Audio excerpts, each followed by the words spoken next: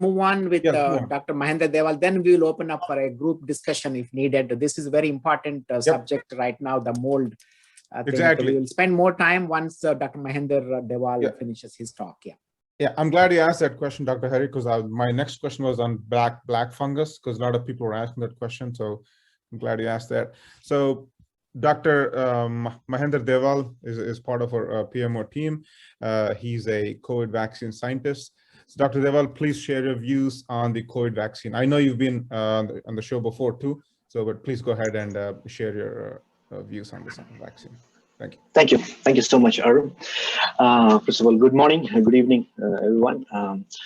It's a great pleasure for me to be here today with this panel, together with such a well-achieved and eminent people like Dr. M.S. Reddy Garu, Dr. Guru Prakash Garu, Dr. Vijay Bhaskar, and Dr. Anish Mehta, who is a good friend of mine. So I have already been on a panel together with Anish in the past, and who became a friend from there since then. So thank you for accepting my request and being in the panel today. Thank you so much. So in the previous sessions, I spoke much about the vaccines and their availability and then the usage and etc. Today, I would like to focus on the medication because there are a couple of things that are circulating around.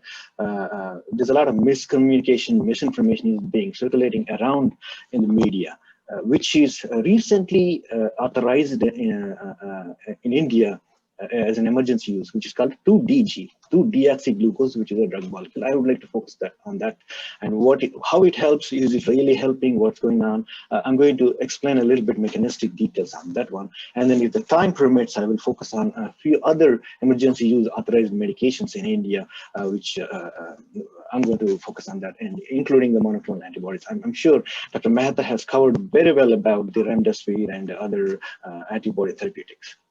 So 2-DG, what is this? 2-deoxyglucose. It is a sugar. It's a part of a sugar or sugar molecule. I mean, myself, I call it as a sugar, but it is tasteless, right? And this has been largely utilized in the cancer treatment and cancer detection, modified 2-deoxyglucose.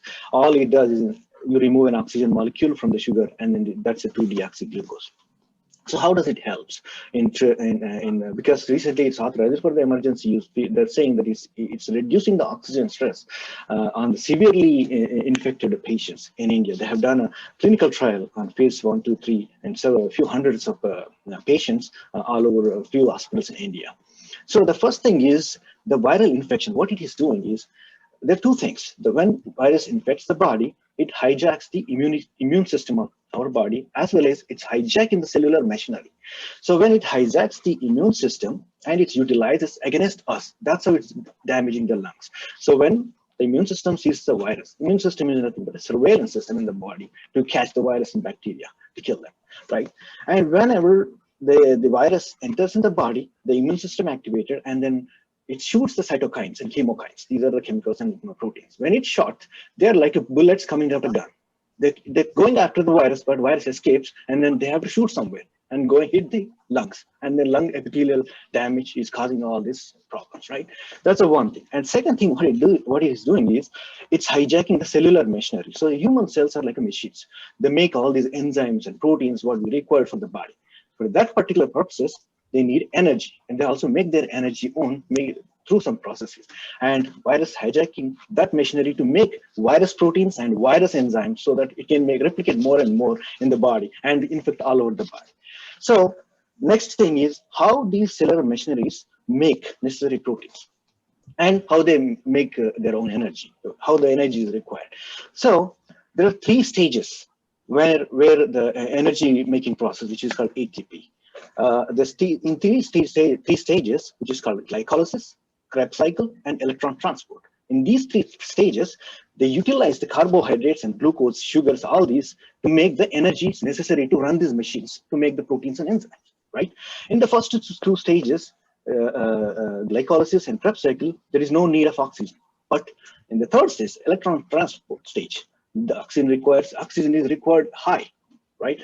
I think what 2-D-glucose, 2-DG is doing is, it is being utilized. So it's replacing the glucose molecules. And moreover, when the cellular machine is running more and more, it requires more and more glucose. When you supply the glucose and this 2-DG when you give this 2DG, it goes to that particular place and then replaces the glucose, and then it stops the enzymes in the first stage where is in the glycolysis. What happens is glucose turns into glucoisomerase, glucophosphoisomerase, which is using an enzyme called hexokinase, and it stops the hexokinase activity, and where the energy development, production processes stop in the next two stages, where the oxygen levels are kind of reduced. Oxygen requirement is reduced. So when the oxygen requirement is high, already the severely ill patient has a lung damage. He can't breathe more oxygen, right? That's where we are pumping the oxygen using the ventilators and other things. So probably that these 2-deoxyglucose, probably in this indirect mechanism, it's not directly acting on the virus straight. This indirect mechanism probably helping the severely infected patients to recover and reduce their oxygen stress. This is the mechanism that hypothetically I was thinking about. I did some research on this, and then that's what I came up with. The second, another molecule that recently authorized for the emergency use is called Virafin by Zydus Cadila in India. Virafin is nothing but interferon alpha B2, which is another cytokine or chemokine. It's interferon molecule that is produced by our immune system, like Dr. M.S. Reddy initially mentioned. Right. So, and they said within 7 days, the mild to moderate patients are recovering very well when they're given with this interferon alpha 2B, which is a Virafin, called by its marketing name in India.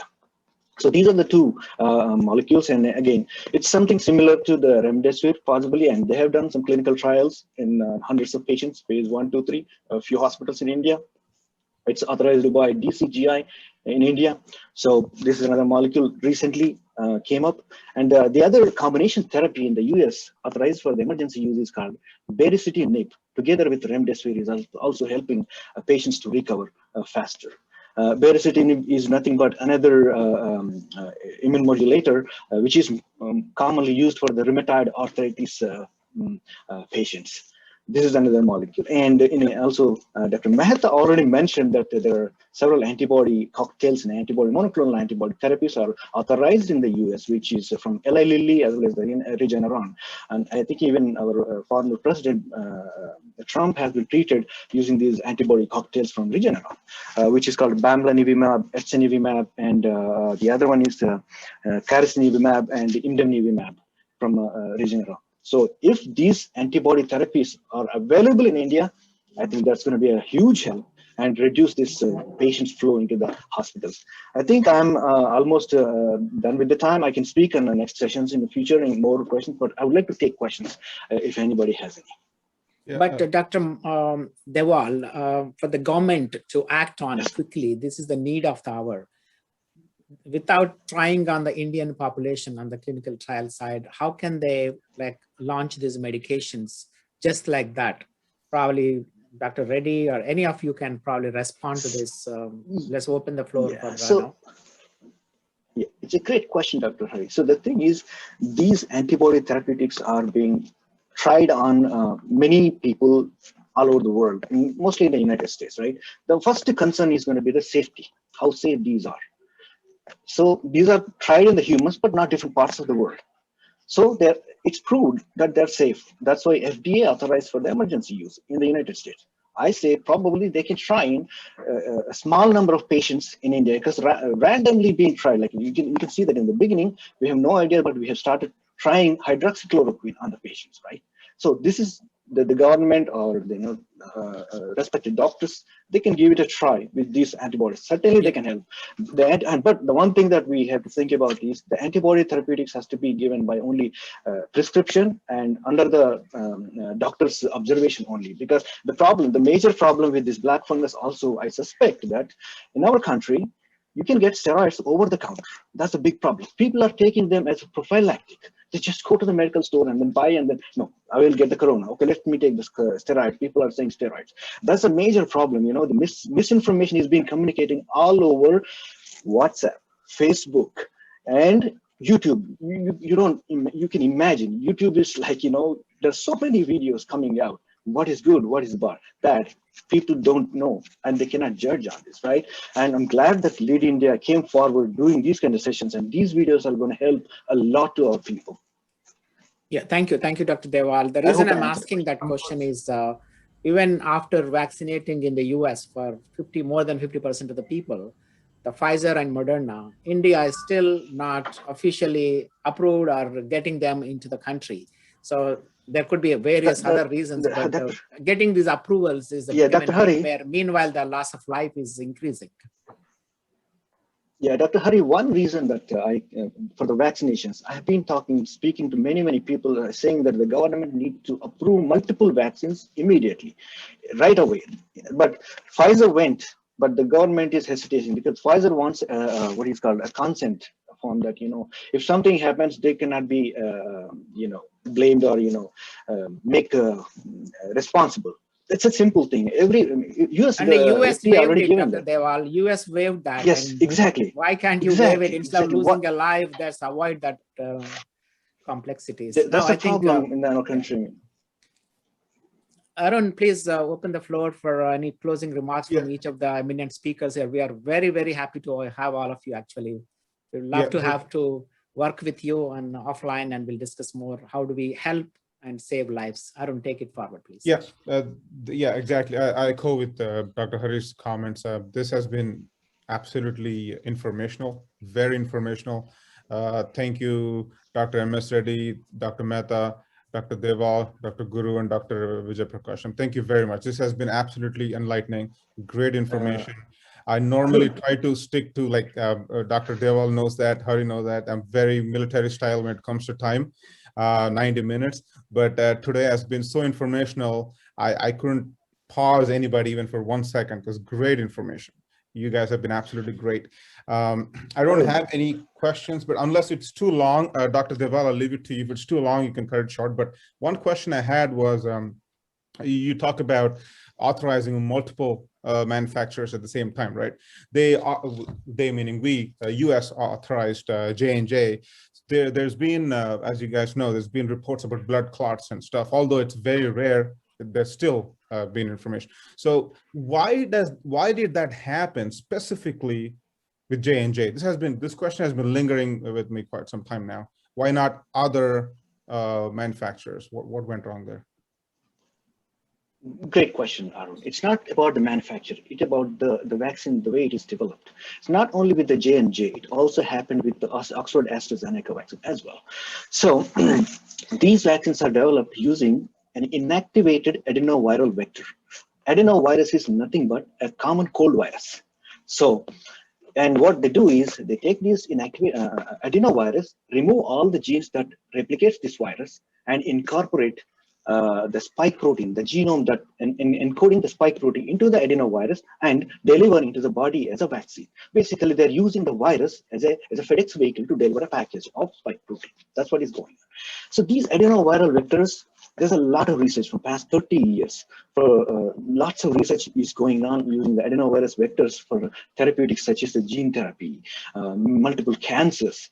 There's a lot of the safety information we have. A lot of information is available, but this is a new thing. Recently, we have observed. I mean, most of the clinicians and physicians observed that these are happening. Why? There's no answer for that yet, but it's happening. But FDA decided this is a rare event. See, for example, in the US, the data says when J&J administered for the 6 million people, 6 events, only 6 people got this. That's official. That means 1 in a 1 million. That's a very rare event, rare side effect. So that's why what FDA does is, FDA says is, see, when these are all authorized, not completely approved vaccines, right? So, and also FDA requirement is, so usually this is called a rare side effect, rare event, rare side effect, right?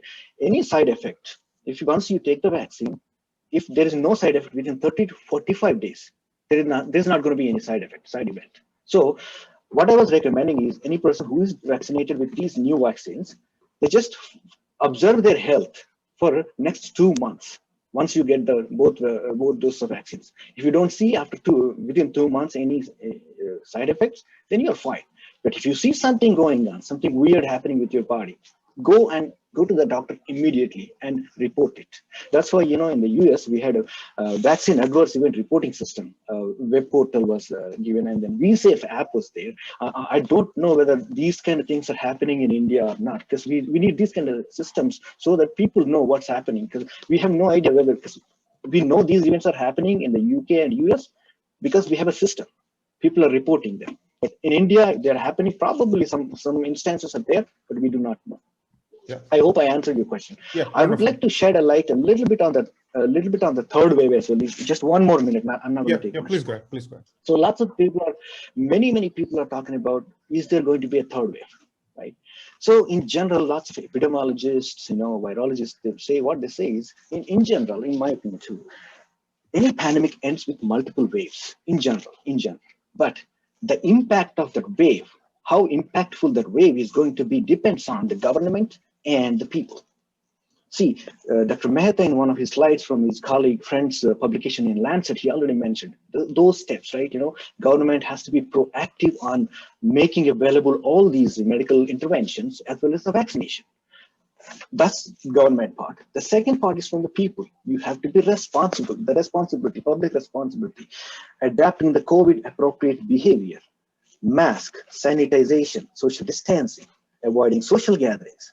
These are very, very, very important, much more important.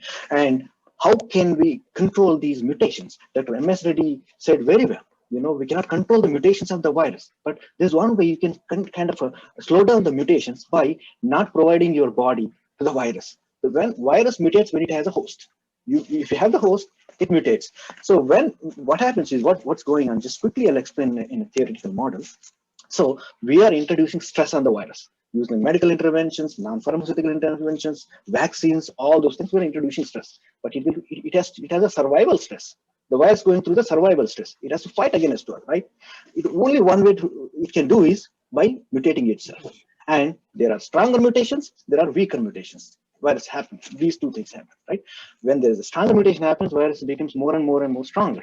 And then it changes different variants. And if it goes on and on and on and on, it's going to change it to a different serotype or subtype. That's where these vaccines are not going to work.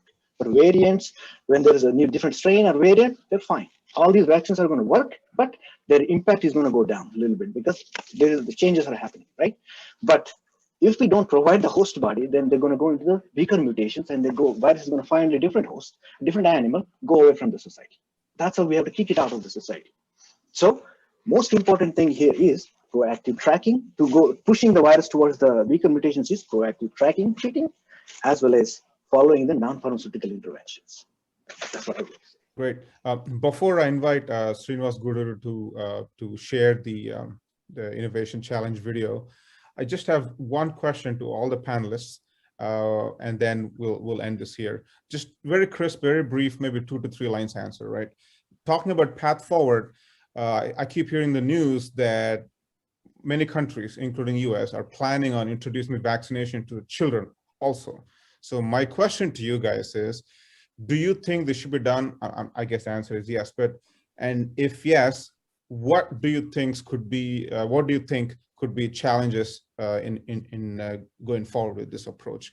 I see Dr. M.S. Reddy in the top left in my box in the video, in the panel box. So I'll start with Dr. M.S. Reddy. M.S. Reddy, please go ahead, sir. That's a very good thing you brought up, Arun, because so far everybody is talking about age groups 60 and up. Okay, now 60 and up, and you're up to 100 years, I guess. Okay, and there are a lot of people are living up to 100 these days, believe me or not. Okay, now anyway, the reason for this group, Arun, why they're getting 60 and up, in the body. Incidentally, Dr. Dewal, he said the beautiful thing. Presentation was very good. Okay. Now, what happens in this old age? What happens? This immunosenescence. That means your T cells and B cells slow down. Okay. Naturally, I mean that is the progression. Okay. Now, in the younger one, you can take the 2 years, 3 years, 4 years. The younger, up to the teenage and all that. Okay. The immune system is very adaptive, highly adaptive. Even if you throw coronavirus, they will come up with an antibody. Okay, like for example, all of these people will agree our body is capable of producing 60 million different antibodies. Okay, this happens when you're young. Okay, so in a way, should we vaccinate the children, or should we let them go develop their own natural immunity? Okay, that's a toss-up. That's the question, hard to answer. Okay, if the pathogenicity is high, if the virulence of the organism is very high, we may have to do it to protect the children, specifically around, because these days, not like when we were growing up. Okay, these days there is a obesity issue, childhood diabetes, childhood cancers, on and on and on. We never had this before. Okay, so if there's a children with the comorbid conditions, it's a good idea to vaccinate them. Okay, if there's a child out there with no comorbid conditions, is normal, I don't think he needs it. But that's my analysis. Got it, Okay, got it's it. my personal thing, you know, and the panel could ask. But one thing I want to bring it up to you, Arun, what we had to convey in this message, the older population is there, geriatric population is there, 80, 90 and all that. We can't let them die. Okay, we got to do something about that. What is going on in their body is the immune senescence. I mean, the immunity is coming down. We got to beef up the immunity there. My personal thing, working with this gastrointestinal microbiota and microbiome, I think we got to slug them up with the probiotics. What I gave in India, that the sour buttermilk, where you get a lot of bacteria, the natural multiple mixed strain probiotic bacteria there in Indian buttermilk. Okay, you just go for a little long, get the immunomodulin in there, and keep giving more to that population. Okay, that way we can build up, we can sustain their immunity. Okay, that's all I can answer to you. So the younger wants to answer you. That's a very brilliant question. If they don't have any comorbid conditions, I don't think they need it. Okay, if they do have comorbid condition, we got to protect that child. Wonderful, Okay. wonderful. Thank you, thank you. But I love that buttermilk concept, Dr. MS Reddy. Everybody can afford it. I think this message has to reach the masses in India. And you don't have to be scientist to make a buttermilk. Yes. I think so. And Dr. Reddy emphasizes it has to be fermented for 12 hours outside, not in the fridge. Yes, sir. Yeah, that's a good point, Dr. Hari, because that is the time you get the most of the immunomodulins. Yeah. Because a lot of, Dr. Hari, I got to tell you this. Earlier, Dr. Guru brought up the point, very good point. He said, in India, it is social media. I gave this, okay, I gave this presentation, Dr. Diwali in India, okay, and then I told him, and it became viral and everything. Couple of clowns came up with some interesting thing to me in that social media. Now, we are contesting on this Nobel laureate, Dr. Reddy, on the basis of this probiotics, I mean, this buttermilk, how does it increase immunity? And I didn't know what to answer because they forgot these are the multiple mixed strain probiotic strains. They're coming from 5,000 years in India. And that strain is much, much, much more powerful than the strains we use in America, because I have 700 strains in our collection. And none of these can compete with that Indian strain, which is giving the immunity to us. And also they forgot, Dr. Rival, that immunomodulin, they're forgetting, immunomodulin is the end product of the growth of this probiotic bacteria that has the first line of activating the lymphatic system, okay, to give you immunomodulation in the body, you know. And I had then they were getting mileage out of that. And of course, everybody attacked them. And hey, don't attack him. He's been working on it. I want to bring it up, how the social media can reverse it to get the mileage out of that, you know. Right.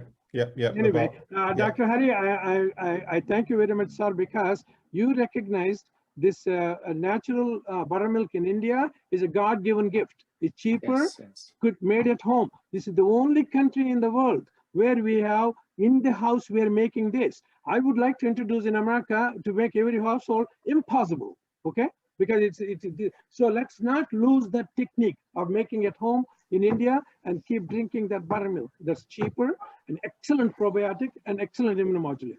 Yeah. Yes, yes. Like Dr. Reddy said, you know, human microbiome is playing a huge role. You know, not only immune, but also many different diseases and cancer. Like it's a lot of research going on, how we can utilize our microbiome to overcome these challenges. Yes, Dr. Reddy, very well said. Yeah. Thank you. And Thank to you. answer your question, Arun, Yeah. if I Yeah, please understand go ahead. correct, you know, Yep. the vaccinating the children is necessary or not? Is that your question? If I understand, am I correct? That's right. Is it well? Is it necessary? Is one question, right? The other Yes. Yeah. question is it safe? Okay. Yeah. All right. I can answer this question. See, I mean, the immune system, the human body contains two types of immune system. One is innate immunity. Second is adaptive immunity.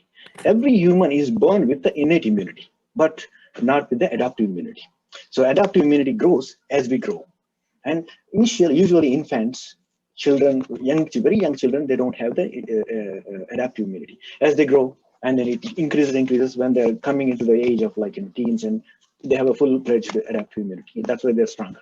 And the same thing, what happens is as you grow age we age, with the age-related issues and the immunity wanes, the adaptive immunity goes down and down. That's why for above 50, above 60 people, that's why we are prioritizing the people above 55 to vaccinate first to improve, strengthen their adaptive immunity to fight against these the viruses, right? For the children, yes. If like you know the virus is being mutating and it's changing. Initially, it only targeted people above 55 years age, and then now it's between like 30 to 45 years age. People are being infected and are dying, and it's going towards the kids as well, right? And it's slowly overcoming the immune system in different age groups, right? There is a chance that kids are going to be next target, right? So that's why we certainly need them to be every individual who is eligible to be vaccinated, so that we can increase the herd immunity to successfully fight with this virus infection as well as to overcome the pandemic. Yeah. I hope I Wonderful. answered your question. Yeah, you did. Thank you. I see Dr. Mehta is in the box towards me, right? So Dr. Mehta, please go ahead. Same question. Oh, thank you for the question. So I agree with my distinguished colleagues have said so far. I think that the importance is in those that are most vulnerable, and those are our elderly patients, the patients with community members with comorbidities. But I do think vaccinating children is important for multiple reasons. Recently, the United States has authorized the use of the Pfizer vaccine for 12 and above and shown it to be very safe. I've seen the Moderna data for the same population that's now before the FDA, also very safe.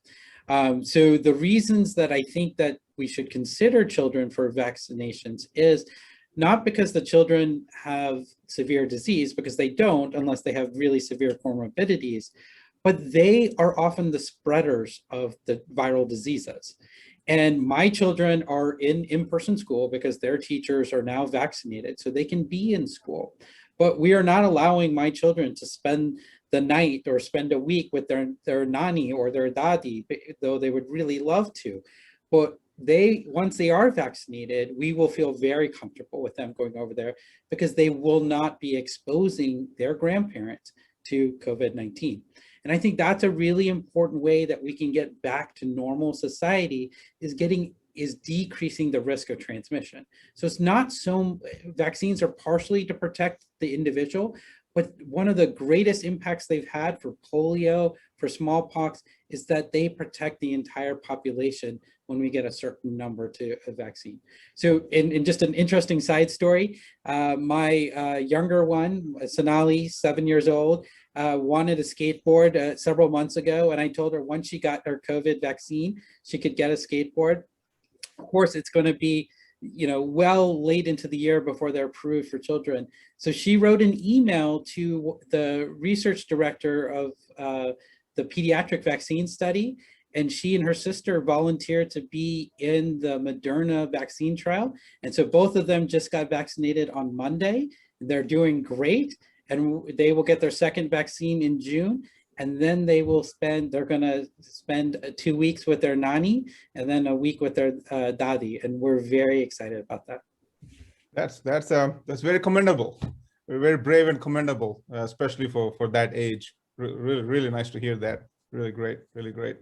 On that note, just quickly, some governments, you guys might have heard this, some governments, I think either state or municipal, are giving money back, are giving money, I shouldn't say back, they're giving money to citizens for taking vaccines, because several people are not taking the vaccination, either Even political reasons or even lottery tickets. They are providing lottery tickets. yeah, lottery tickets. Yeah, all sorts of. Some people are offering free beers. $1 million lucky draw, Arun, one of the Yep. governor announced.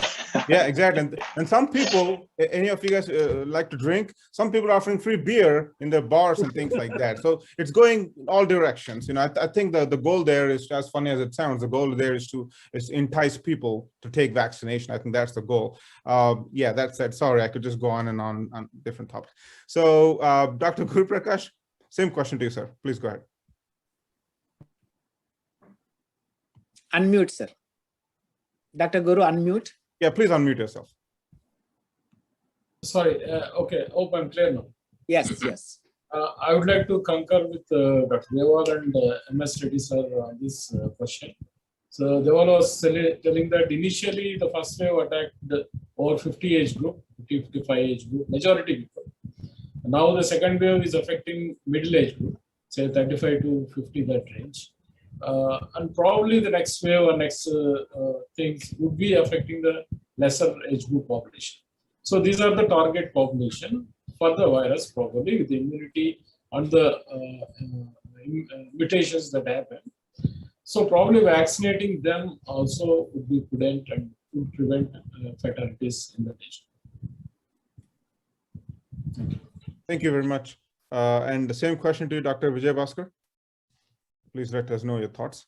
And please unmute yourself. I think you're on mute. Or I think the screen froze maybe. All right, we'll wait for him to come back. Yeah, I have one request to all the panelists. Arun, since you are writing a paper on this, yes. One thing I'll assure you, this outcome goes into the hands of the Health Minister of India, who is also the executive chairman for the World Health Organization. That can go a long way. This is the best panel we have so far on the experts first. So if you can coordinate, Arun, you have all their email addresses, yep, to make recommendations, especially on the black fungus and white fungus in a simplistic way. How do we prevent that from spreading? Because that is taking the ability for them to see and breathe and ENT impact. That's one thing. And also in general, if you have any advanced guidelines, how do we prevent from third wave happening? If Arun is very good at this and he will coordinate, if you can make a recommendations, again, you can have a fine print and a disclaimer on the bottom, yep, whatever you want to state, yep, a few pages. And one thing I assure you that it will be in the hands of the Health Minister of India. He was a speaker a few times in our shows and we know him personally. So that can possibly help the country with your expert opinions. And if that can help the country, please spend some time on it, and Arun will be happy to coordinate with you, and Dr. Deval and Arun will be main people who can make that happen, and write a professional document, and then we will deliver it to them and we'll give it to them and let them decide what they want to do, because we are only instruments in this process. They are the people, they need to take the action from the government point of view. And Dr. Vijay Bhaskar is here. Arun, please take this seriously and work with Dr. Deval. Yes, yes. Yeah, I will. Just one note. I can assure you my paper is also, we will go to over 500 cities, municipal governments in the state of Georgia. So mine will be considered by them. So, and they will take a look at it. And in fact, I will be presenting this in the month of August. I'm giving a presentation on this. So yeah, Dr. Vijay Bhaskar is back. So yeah, Dr. Vijay Bhaskar, go ahead, sir. So your views on should the vaccines be given to children? If yes, what are the any you need to unmute, sir. Unmute, sir. Dr. Vijay Bhaskar, unmute. Yeah, please. Yeah, I just want to ask one question to Dr. Anish. What are the plasma therapy in US? Is still going on? So yeah, plasma therapy in the United States is not very common anymore. The data, at least the US-based data, has not shown it to be very effective. And that's probably because there are lots of different antibodies and there are a lot of different variants. And so finding the right combination is quite difficult. And now that we have the manufactured antibodies, which are much more effective, that's the direction US therapy has gone to. So that's what here in India also, AIMS is declared that not to use the plasma therapy. That's what. Okay, that's fine. So, last wave, the first wave in 2020, a lot of people were discussing about the children. Moreover, the children recently immunized, they don't get infected. So that's what the discussion was, because 29% immunity because of recent immunization. Is it true? 29% safety. For the children? There's a 29% safety because of recent immunization to the children. They're not infected with COVID. Dr. Vijay Bhaskar, what kind of immunization are you talking about? The regular immunization like BCG. Oh, standard immunization, you mean? Yeah. Regular immunization, what we do in polio and all that. It may not be. I think. I mean, I let the rest of the speakers speak, but this is my opinion. Just I think, like I said, the children has adaptive immunity, much more stronger adaptive immunity compared to the older people, above 55. So that's what I think, and then they can fight with these infections much better. That's what I think. I let my other colleagues do. My take on that. My take on that. So what about the ACE2 receptors? Yeah, the ACE2 receptors, I mean, they play a role, right? It's everybody, it's normal, standard for every human being. But, how well these antibodies are fighting against these infections. So, I mean, when we're saying antibodies or immune system, how it fights is, see, this is a virus, and if it is trying to bind to the ACE2 receptor on the human cell, the antibodies come in the between and then stop that binding. That's how infection will not happen. Antibodies surrounds the virus, and T and B cells clears that macrophages. They clears the virus out of the body. That's why infection will not happen. So when you have a stronger adaptive immune system, which produces beta B cells and T cells effectively, and B cells produces the antibodies. And these antibodies also, when the infection is inside the body, there are more and more, lots of antibodies to fight with this. So that's how it happens. So I think the stronger adaptive immune system is what causing the case to be keeping them stronger. I can add one thing here for you, Dr. Vijay. Yeah. See, the ACE2 receptor, it's least understood. Let me ask you a philosophical question here. Philosophical question here is, the virus is dead. It has no life in it, right? It is just a genome. That's all it is. Right? Yeah. It's floating in the air, right? And I worked on the bacterial viruses. We used to hypothesize. Is a virus? Virus is the one gave birth to the human being, or the human being is the one that produced this virus? Okay. Yeah. Philosophically, if a virus can come into our system through the receptor site, ACE2, that means there is a relationship here. Biologically, there is a relationship because our system won't accept that. It is accepting it through the ACE2, okay? So that's why it's very hard to fight these viral infections, okay? When they come in, that's why. But also, answering the Mahendra's thing, what he said, this ACE2 is very, very essential for us. That is the one that's going to reduce the blood pressure. Okay, that is the one that plays to convert that angiotensin 2 to angiotensin 17. Okay, that's one that does the job on that. That enzyme. Okay, now this particular virus is attacking that. Your question is, how in the hell are we going to do this thing? Okay, so blocking the ACE2 is not the answer, but once you block that, you have some other side effect. Okay, your high blood pressure and endothelial cells and thrombosis starts. That's where the problem is. So let's not tinker with that. But as Dewal said, let's work on virus attaching to the ACE2. Okay, and that is where the antibodies and all these things are coming in there, right? Unfortunately, in human system, Vijay, in human system, we're not able to block that. In a bacteria, I can block it outside. Okay, so when I can take the calcium out of there, so I will stop the absorption of the virus onto the bacteria. But in a multiple tissue system like that, it's going to be very hard to do that. So my take on this whole thing is, at the end of the day, let's work on improving the immunity. Okay, and that is the next phase we all have to work on to get this immunity up. and how to maintain our immunity. I think as Corona taught us one lesson, okay, how to improve our immunity, because we all know that. If we do that, naturally, Vijay, we cut the cancer down too. You see what I mean? I mean, the cancer, multiple sclerosis, Parkinson's disease, all of these start linking to this, to these immune systems, arthritis, all this, that's why maybe there's a lesson here. Let's all work on the immunity, so we'll be safe. All right. What about the obese people related to COVID disease? Obese people? Yeah, I can answer a little bit of that answer for you. You might too. Another panel want to answer. That's fine too. Yeah, Dr. Anish wanted to answer that. Go ahead, Dr. Anish. No, I'll just say that there are a lot of immune dysregulation that's induced by obesity, as well as all the physiologic problems of obesity. And then I'll defer back to Dr. Reddy. Yeah, I think, in my opinion, Dr. Mehta, what that is, to answer Dr. Vijay's question, it's a beautiful question asked. How does this obesity relate to the COVID-19?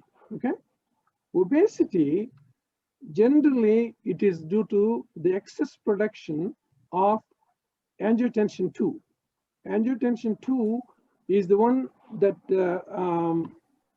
predisposes the person for the obesity. So once you have the angiotensin II, okay, now when the COVID attacks the your ACE2, okay, because of adipose cells. Adipose tissue? Yeah. Adipose cells come in. No, where it comes in is this angiotensin II should get converted to angiotensin 1-7. Okay, that's the normal path. This is where ACE2 works. Okay, but once this conversion is not there, Dr. Vijay, when you develop the excess angiotensin II, that is the time adipose tissue is activated. And then, one way to do that in food wise, what we do in food business, the only ingredient that help this one is whey proteins, immunoglobulins. And again, somebody asked me other day too, sir, where do we get the immunoglobulins? In India is expensive, okay?